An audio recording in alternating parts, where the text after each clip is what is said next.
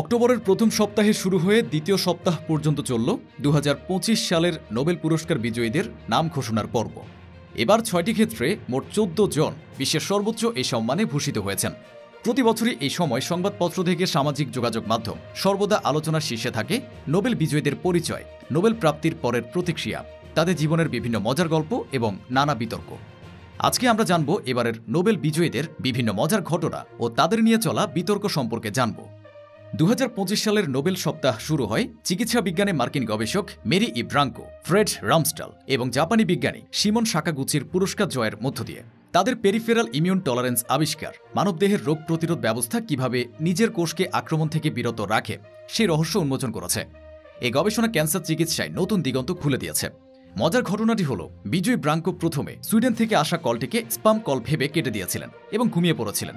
অন্যদিকে Fred রামস্টেল Nobel পুরস্কার ঘোষণার দিনে 3 সপ্তাহের ছুটিতে ইয়েলোস্টোন ন্যাশনাল পার্কে ঘোরাঘুরির সময় মোবাইল নেটওয়ার্কের বাইরে ছিলেন। নোবেল কমিটি থেকে ফোন করা হলে তাকে পাওয়া যায়নি। আর বিজ্ঞানী শিমন সাকাগুচি তো ব্যক্তিগত জীবনে মোবাইলই চালান না। এবছর পদার্থবিজ্ঞানে নোবেল পুরস্কার পেয়েছেন জন ক্লার্ক, মিশেল এইচ ডেভোরেট ও জন এম মার্টিনিস। জন ক্লার্ক হলেন মিশেল এইচ ডেভোরেট ও জন এম মার্টিনিসের শিক্ষক। তাদের আবিষ্কার macroscopic quantum mechanical tunnelling quantum computing যুগের ভিত্তি তৈরি করেছে। এই কাজ প্রমাণ করেছে কোয়ান্টাম প্রভাব শুধু অণু পরমাণুতে নয়, বড় বড় ইলেকট্রিক সার্কিটেও ঘটতে পারে। রসায়নে নোবেল পুরস্কার পেয়েছেন জাপানের সুসুমু কিতাগাওয়া, ইংল্যান্ডের রিচার্ড রবসন এবং Jordan American Omar M Yaghi. তাদের পুরস্কারের কারণ মেটাল অর্গানিক ফ্রেমওয়ার্ক। এই 3 বিজ্ঞানী এমন ছিদ্রযুক্ত স্ফটিক উপাদান তৈরি করেছেন যা গ্যাস সংরক্ষণ, অনুঘটক এবং পরিবেশগত প্রয়োগে বিশাল অগ্রগতি এনেছে।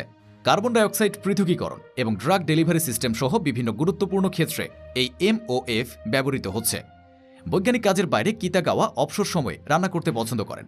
নোবেল পাওয়ার পরের দিন তিনি বিশ্ববিদ্যালয়ে তার শিক্ষার্থীদের জন্য নিজের হাতে তৈরি রুটি পরিবেশন করেন। অন্যদিকে ওমর ইয়াগি জর্ডানে ফিলিস্তিনি শরণার্থী পরিবারে জন্মগ্রহণ করেন। তার শিক্ষাজীবন শুরু হয় একটি তাঁবুতে, যেখানে তিনি ও তার অন্য 8 ভাই বোন পড়াশোনা করতেন। তিনি জর্ডান, সৌদি ও মার্কিন নাগরিক বলে জানা যায়। সৌদি রাজের ঘোষণায় তিনি 2021 সালে সৌদি নাগরিকত্ব পান। তাকে রেটিকুলার কেমিস্ট্রির প্রতিষ্ঠাতা হিসেবে বিবেচনা করা হয়। সাহিত্যে নোবেল পুরস্কার পেয়েছেন হাঙ্গেরিয়ান ঔপন্যাসিক লাসলো ক্রাজনাহোরকুই।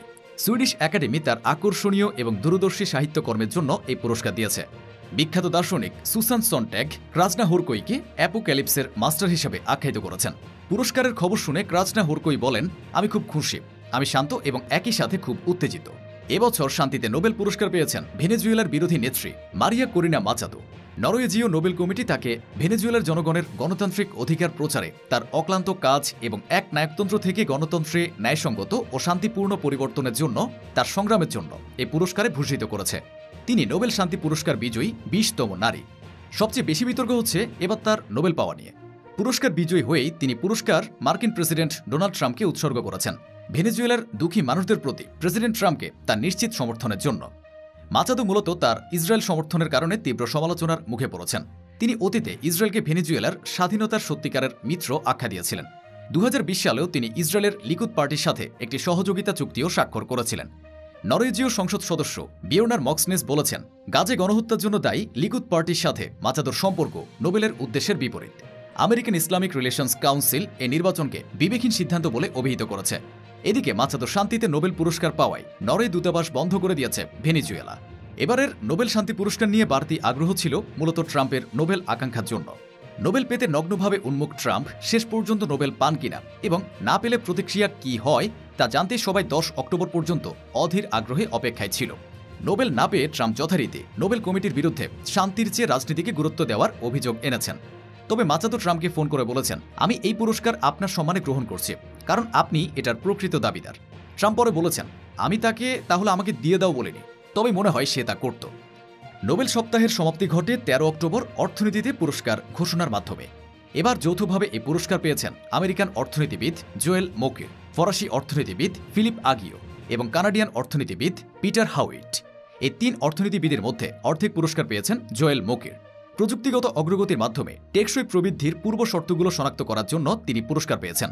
সৃজনশীল বিনাশ প্রক্রিয়ার মাধ্যমে টেকসই প্রবৃদ্ধির তত্ত্ব দেওয়ার জন্য বাকি অর্ধেক পুরস্কার যৌথভাবে পেয়েছেন ফিলিপ আগিও ও পিটার হাউইট। রয়টার্সের তথ্যানুসারে এই পুরস্কারের মূল্যমান $12 লাখ। 2025 সালের নোবেল পুরস্কার বিজয়ীরা আগামী 10 ডিসেম্বর আলফ্রেড নোবেলের মৃত্যুবার্ষিকীতে, শান্তি ছাড়া অন্য 5টিতে বিজয়ীরা স্টকহোমে এবং শান্তিতে বিজয়ীরা অসলোতে আনুষ্ঠানিকভাবে পদক, সনদপত্র এবং আর্থিক পুরস্কার গ্রহণ করবেন। এই 14 জন কৃতির কাজ প্রমাণ করল মানব সমাজের অগ্রগতিতে বিজ্ঞান, শিল্প, স্বাধীনতা এবং অর্থনৈতিক চিন্তার শক্তি কতটা সুদূর প্রসারী হতে পারে।